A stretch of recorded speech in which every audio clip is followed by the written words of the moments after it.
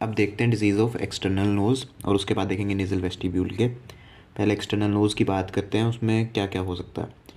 एक हो सकता है सेलुलाइटिस इन्फ्लामेशन, जिससे कि हमारी स्किन हो जाएगी नोज़ वाली रेड और स्वोलन। ये जनरली होता है हमारा स्ट्रेप्टोकोकस या फिर स्टेफाइलोकोकस बैक्टीरिया की वजह से। इसमें हम क्या करते हैं, एंटीबायोटिक एनाल्जेसिक और हॉट फर्मेंटेशन। फिर क्या हो सकता है, एक्सटर्नल नोज़ में नेज़ल डिफॉर्मिटीज़ हो सकती हैं। अब नेज़ल डिफॉर्मिटी कैसे हो सकती है, ये तो हमारी नॉर्मल नोज़ है, ठीक है। अगर एक डिप्रेशन आ रहा है तो उसको हम कहते हैं सैडल टाइप ऑफ डिफॉर्मिटी, और अगर ऐसे हम्प सा बन रहा है तो हम्प्ड कहते हैं उसे, ठीक है। और क्या हो सकता है, और हमारी अगर नोज़ कुछ ऐसी है तो उसे हम कहेंगे क्रुक्ड, डेविएटेड है स्ट्रेटली हम कहेंगे डेविएटेड। ये दोनों क्रुक्ड या फिर डेविएटेड तो हमारे या तो ट्रोमेटिक हो सकती है, कोई इंजरी हो गई, या फिर हमारे कंजेनाइटल होंगे। और इसकी ट्रीटमेंट में क्या होता है, या तो राइनोप्लास्टी या फिर सेप्टोराइनोप्लास्टी, क्योंकि इसमें जनरली सेप्टम इन्वॉल्व होता है। में क्या होगा कि देखो सैडल के अंदर क्या हो रहा है कि जो कार्टिलेज या बोन है वो यहाँ से मास उसका कम है, तो इसमें हम करते हैं ऑगमेंटेशन राइनोप्लास्टी। ऑगमेंटेशन में हम क्या करते हैं कि कार्टिलेज या बोनी जो भी चीज़ें रह रही हैं जिसकी वजह से डिप्रेशन है वो हम और बॉडी पार्ट से निकाल के यहाँ पे लगा देते हैं जहाँ पे डिप्रेशन होता है। और इसके अंदर ऑटोग्राफ्ट ज़्यादा प्रेफर किया जाता है ऑब्वियसली, क्योंकि ऑटोग्राफ्ट मतलब हमारी बॉडी से खुद का लिया हुआ। एलोग्राफ्ट क्या होता है कि किसी और की बॉडी से लेना। और फिर अदर ऑप्शन होता है कि इम्प्लांट, सिंथेटिक सिलिकॉन या टेफ्लॉन के बने हुए इम्प्लांट्स हम लगा सकते हैं। और हम्प्ड में क्या होता है कि इसके अंदर तो हम्प बन गया, तो इसमें हम करते हैं रिडक्शन राइनोप्लास्टी। इसमें ऑगमेंटेशन थी और इसमें हम करेंगे रिडक्शन, क्योंकि इसमें हम्प बन गया, हमें इसे काटना है, तो हम इसमें incision and removal of the hump करते हैं, ठीक है। अब सेलुलाइटिस, नेजल डिफॉर्मिटीज़ एंड वाला होता है वो होता है ट्यूमर। ट्यूमर या तो कंजेनाइटल हो सकते हैं, बेनाइन हो सकते हैं, मैलिग्नेंट हो सकते हैं, ठीक है। अब इसमें जो हाईलाइटेड है हमें वही पढ़ने हैं। कंजेनाइटल में डर्मोइड सिस्ट, इंसेफेलोसील और ग्लायोमा। बिनाइन में हमें राइनोफाइमा, और मैलिग्नेंट में basal cell carcinoma and squamous cell cancer पढ़ना है। अब कंजेनाइटल में हमारा पहला आता है डर्मोइड सिस्ट। डर्मोइड सिस्ट दो टाइप के हो सकते हैं, या तो सिंपल या फिर dermoid with a sinus. Simple वाले में कोई एक्सटर्नल ओपनिंग नहीं होती, बस एक सिस्ट होती है जिसकी वजह से स्वेलिंग होती है, ठीक। वो भी जनरली मिड लाइन स्वेलिंग होती है, ठीक है। और डर्मोइड विद द साइनस में क्या होता है, ओपनिंग होती है और नेज़ल बोन के डीपली वो जनरली सिचुएटेड होती है। ये देखो, ये हमारा है पहली सिंपल डर्मोइड सिस्ट, ठीक है। ये हमारी नेज़ल बोन थी, मिड लाइन में होती है। अब ये तीनों है हमारी dermoid cyst with an opening, क्योंकि ये देखो ये ओपनिंग आ गई ना इसकी, और ये हमारी नेज़ल बोन के डीपली सिचुएटेड है, ठीक है। और फिर ये वाली हो गई हमारी इंट्राक्रेनियल, और ये ड्यूरामेटर को टच कर रही है, ठीक है। और ये वाली होगी इंट्राड्यूरल, इसने ड्यूरामेटर को भी पास कर लिया है। फिर इसमें ट्रीटमेंट क्या होता है इनका, सिंपल वाली तो बाहर से एक्सरसाइज हो सकती है, लेकिन विद अ साइनस में न्यूरो सर्जरी होगी, ठीक है। देन नेक्स्ट कम्स की इंसेफेलोसील या फिर मेनिंजो इंसेफेलोसील। इसमें क्या होता है कि out pouching of brain tissue हो जाता है, तो कंजेनाइटल बोनी डिफेक्ट की वजह से हर्निया हो गया ब्रेन टिश्यू का, और इसमें फिर वही न्यूरो सर्जरी होगी, इसमें भी ट्रीटमेंट। और फिर थर्ड वाला होता है ग्लायोमा। ग्लायोमा क्या होता है, हर्निया हो गया ब्रेन टिश्यू का और उसके बाद वो निप्ड ऑफ हो गया ड्यूरिंग एम्ब्रियोनिक डेवलपमेंट, ठीक है, ठीक है। और अब ये इसके जो ज़्यादातर होते हैं ना, 60% केसेस जो होते हैं वो होते हैं एक्स्ट्रा नेज़ल, नोज़ के आसपास सिचुएटेड होते हैं, और वो ईजिली रिमूव्ड हो जाते हैं क्योंकि वो इनकेप्सुलेटेड होते हैं। कि फिर हमारा इंट्रानेज़ल हो सकते हैं 30%, और 10% होते हैं हमारे बोथ एक्स्ट्रा और इंट्रानेज़ल, ठीक है। ये हमारे कंजेनाइटल हो गए, ठीक है। अब देखते हैं हम बिनाइन में। बिनाइन में हमारे काफ़ी आते हैं, लेकिन मेजरली है हमारा राइनोफाइमा, जिसे हम पोटैटो ट्यूमर भी कहते हैं। टिप ऑफ द नोज़ पे होता है, पिंक होता है, लोबुलेटेड मास होता है, ज़्यादा हमारे मेल्स में होता है और मिडल एज में होता है। ये देखो ये वाला डायग्राम, ठीक है, ऐसा कुछ दिखता है हमारा पोटैटो ट्यूमर, पोटैटो की तरह, ठीक है। और स्लो ग्रोइंग ट्यूमर होता है, और इस वजह से होता है हाइपरट्रोफी ऑफ सेबेशियस ग्लैंड्स की वजह से होता है, ठीक है।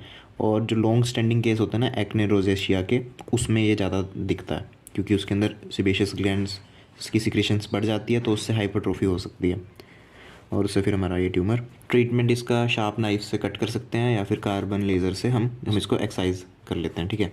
अब आते हैं हम मैलिग्नेंट ट्यूमर्स पे, जिसमें हमारे मेनली दो आते हैं, basal cell carcinoma and squamous cell carcinoma. Third हमारा मिलेनोमा होता है, जो कि हमारा लीस्ट कॉमन है, तो हम मेनली इसी की बात करते हैं। मोस्ट कॉमन टाइप होता है हमारा बेसल सेल कार्सिनोमा। इसमें हमारे कहाँ पे होता है, टिप पे होता है नोज़ की, और एला पे होता है, जो उसके एला क्या होता है हमारे नेरीज के साइड में, साइड वाला पोर्शन जो होता है, ठीक है, यहाँ पे जनरली होता है। और स्क्वेमस सेल कार्सिनोमा कहाँ पे होगा, साइड ऑफ नोज़ पे होगा, या फिर कोलोमेला होगा, हमारे जो नेरीज के नीचे वाला बीच वाला पार्ट होता है वो, ठीक है। और इसके अंदर मेजर डिफरेंस क्या होता है कि भाई इसके अंदर पेपिलोपियरली नोड्यूल्स मिलते हैं, अल्सर्स मिलते हैं रोल्ड एजेस के साथ इनवर्डली, ठीक है। और जो स्क्वेमस सेल होता है कार्सिनोमा, उसके अंदर इन्फिल्ट्रेटिंग नोड्यूल्स मिलते हैं, अल्सर्स मिलते हैं विद रोल्ड आउट एजेस।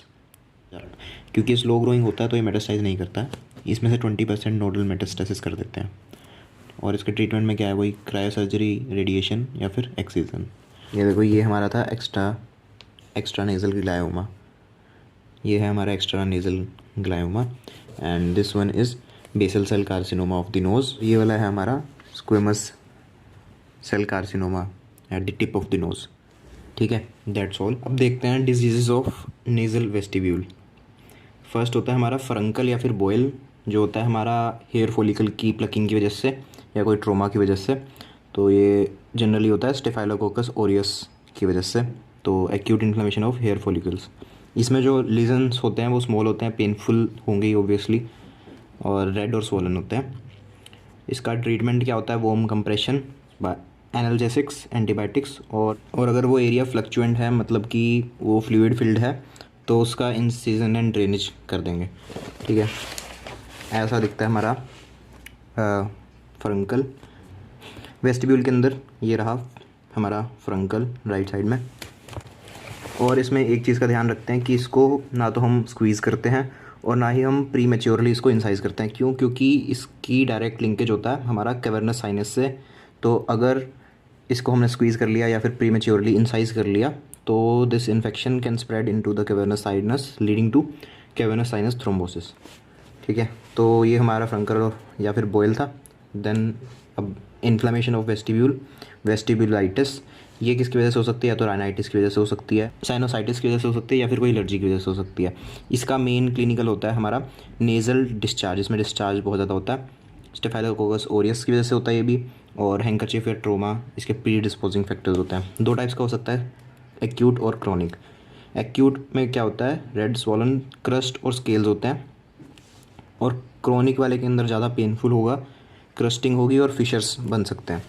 तो ये देखो हमारा है, इसमें स्केलिंग हो रखी है, इसमें स्केल्स दिख रहे हैं, एक्यूट वेस्टिबुलाइटिस, ठीक है।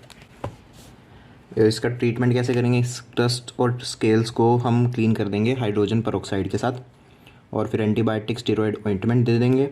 फिशर को हम कोटराइज कर देंगे सिल्वर नाइट्राइट के साथ, और नेज़ल डिस्चार्ज का ट्रीटमेंट करेंगे। फिर और क्या हो सकता है हमारे वेस्टिब्यूल में डिजीज़? एक हो सकता है स्टेनोसिस, जो होता है पार्शियल ब्लॉकेज। एक हो सकता है एट्रेशिया, जो होता है कंप्लीट ब्लॉकेज ऑफ हमारा वेस्टिब्यूल। ये वैसे रेयर होता है। और जो स्टेनोसिस है ना, वो जो स्मॉल पॉक्स होता था उसकी कॉम्प्लिकेशन में होता था काफ़ी ज़्यादा। तो ये हमारा है हमारा stenosis of left nose after smallpox, और ये जो ट्रोमा के बाद हमारा स्टेनोसिस हुआ है, ठीक है। इसके ट्रीटमेंट में वही प्लास्टिक रिकन्स्ट्रक्टिव प्लास्टिक प्रोसीजर्स, और फिर आता है हमारा लास्ट ट्यूमर्स। इसमें आता है मेनली नेज़ो एल्वियोलर सिस्ट। ये क्या होता है, एक स्मॉल बल्ज बना देती है, कहाँ पे? Floor of lateral wall and floor of vestibule पे। इसका ट्रीटमेंट कैसे होता है? सिस्ट को एक्सरसाइज किया जाता है सब लेबियल अप्रोच से, मतलब कि लिप्स, अपर लिप के नीचे से सब लेबली, ये हमारी बन रही थी नेज़ो एल्वियोलर सिस्ट, इसको नीचे से निकाल दिया जाता है, ओके, ठीक है। तो बस मेजर यही है। बाकी पैपिलोमा और वॉर्ड्स हो सकते हैं, स्क्वेमस सेल कार्सिनोमा हो सकते हैं, इनका भी रेडिएशन या फिर एक्सीजन कर देते हैं। तो ये हमारे हो गए वेस्टिब्यूल के डिजीज़ेस। एक और पॉइंट था कि फ्रंकल और बॉयल में एक कॉम्प्लिकेशन हो सकती है, या तो सेलुलाइटिस हो सकता है, कैवर्नस साइनस थ्रोम्बोसिस हो सकता है, या फिर हमारा सेप्टल एब्सेस हो सकता है। बस खत्म।